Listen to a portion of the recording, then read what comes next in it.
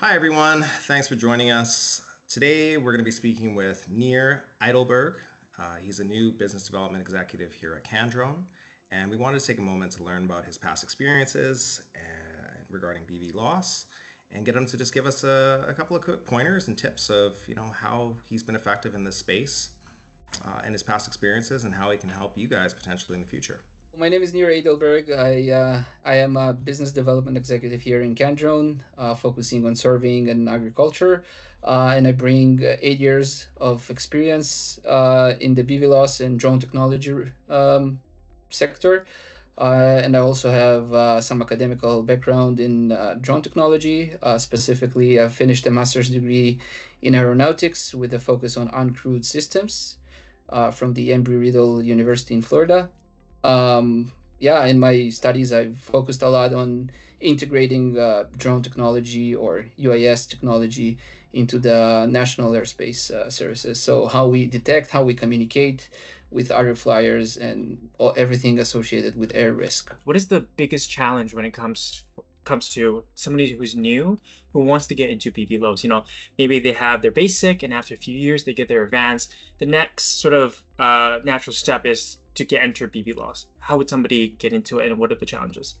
Yeah, I would say the biggest challenge is that regulations are chasing the technology. The technology is available. There's a lot of good platforms for BVLOS and there's a lot of accessory technology. If it's a detect and avoid, if it's a radar on the drone, there's a lot of technologies to enable the BVLOS operation.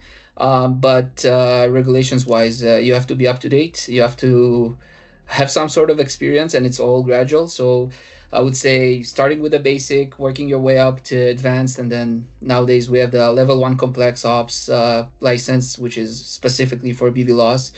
And from November on, we're going to have a few more regulations rolling in, and it's just a very dynamic, changing environment. So you have to stay informed, keep evolving, utilizing new technologies in a safe VLOS manner, and pushing the boundaries by getting the regulations, adhered, and step by step getting to the right direction.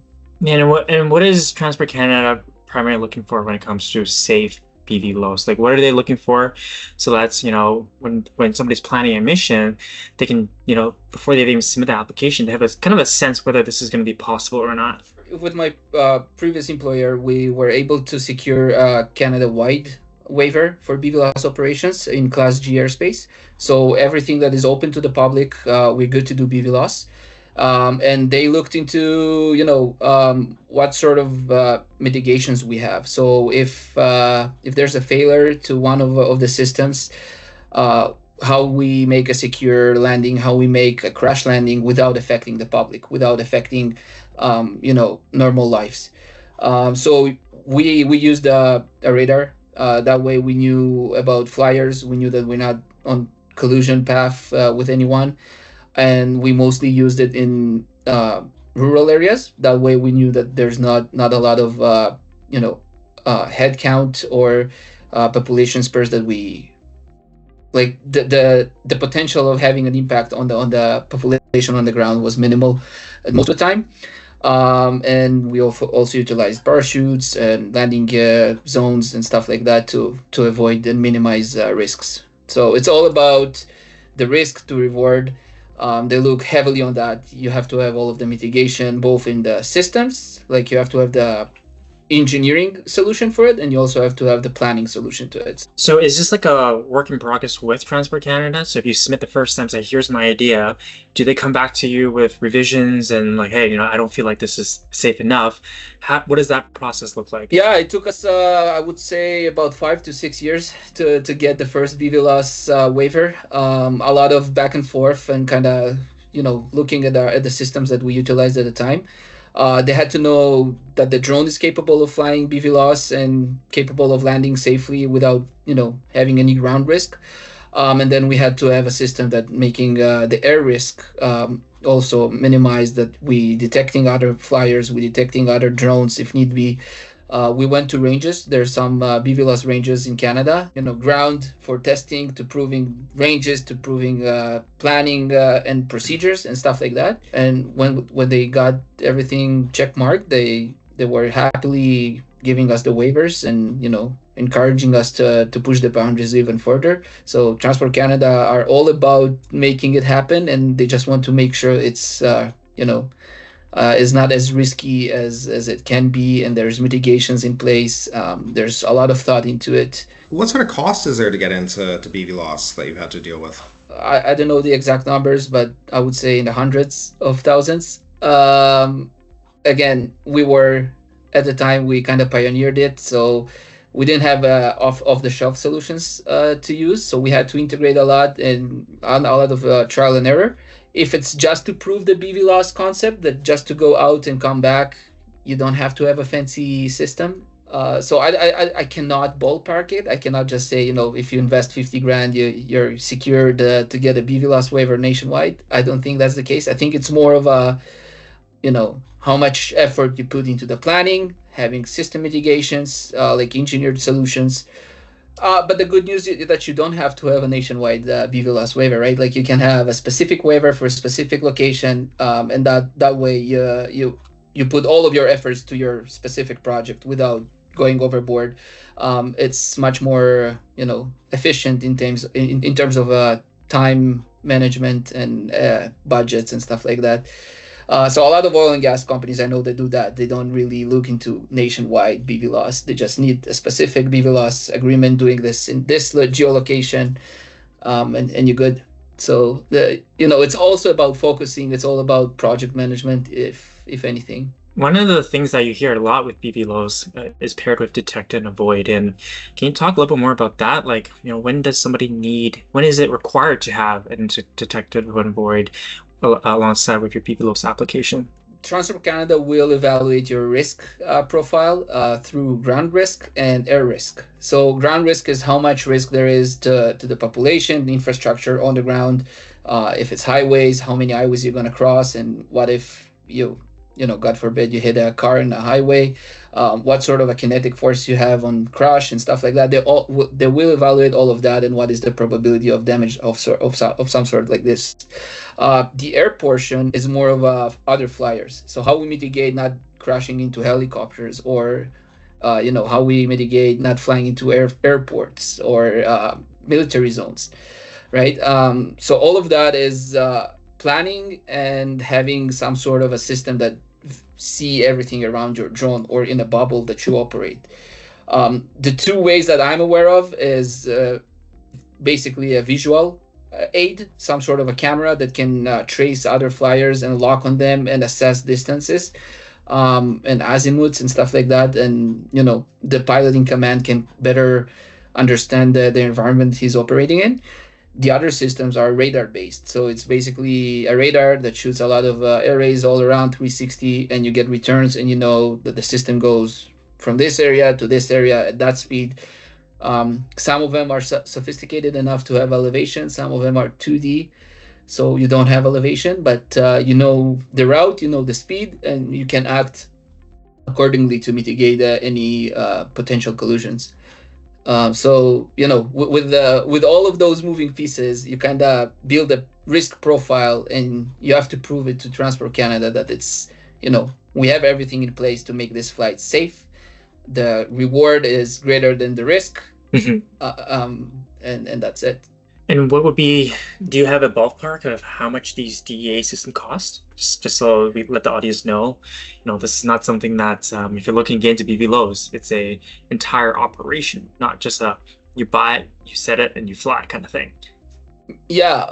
Well, with my knowledge, most of the DAA solutions are pretty fixed. So a lot of the time you have an area that you want to get inspected again and again, or a mine that you want to inspect on a weekly basis or something of those sorts.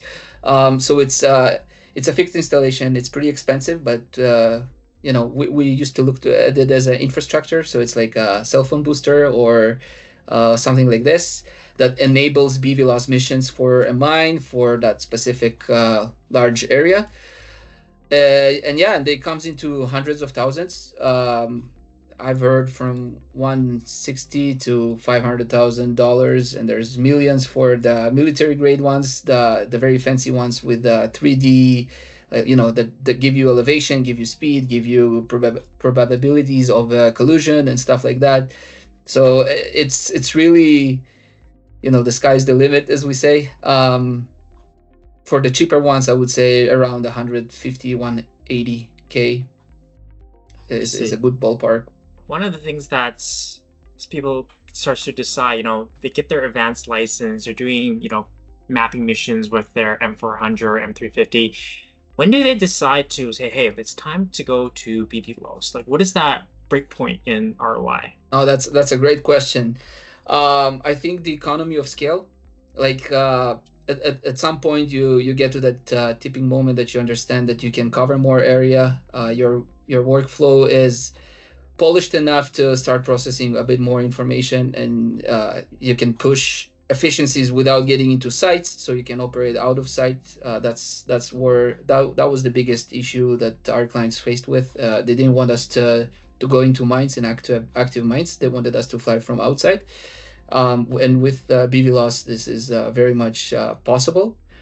A lot of the time, they're looking into inspections, so you need to cover a lot of area quickly, and it's almost like the first responder use case that we have nowadays with a drone in a box.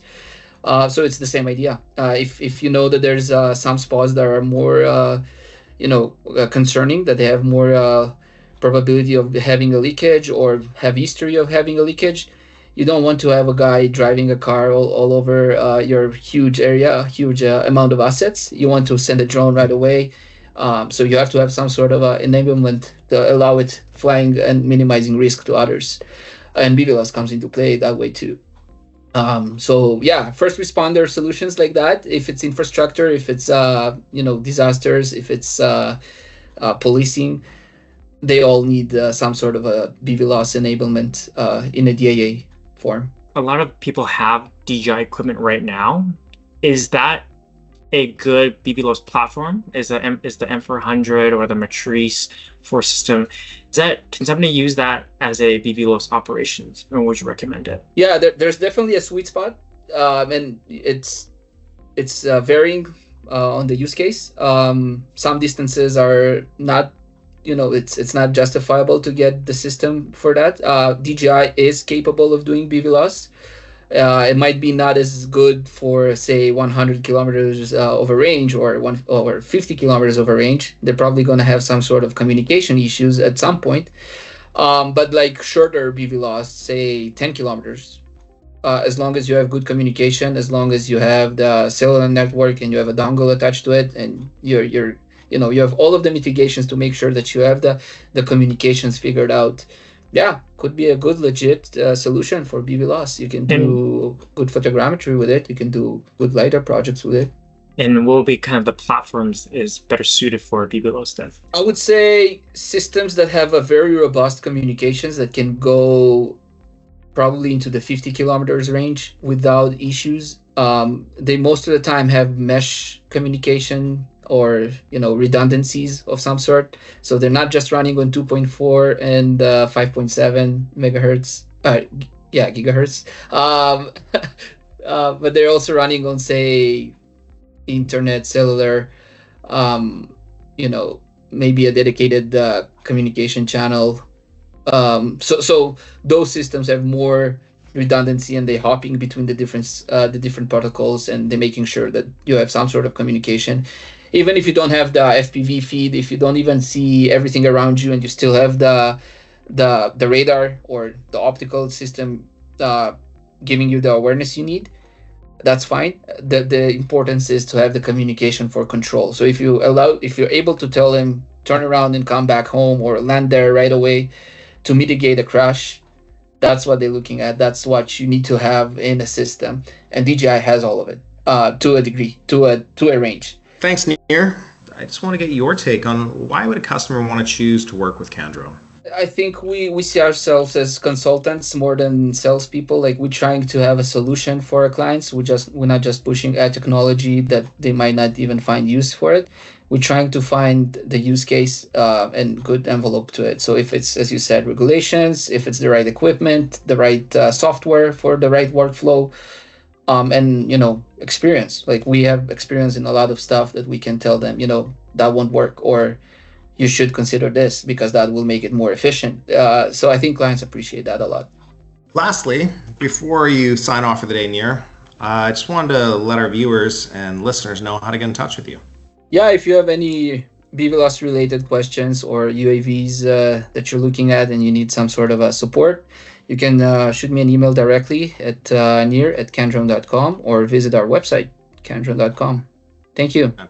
Fantastic. We Awesome. really appreciate your time here today, Nir, and we wish you the best.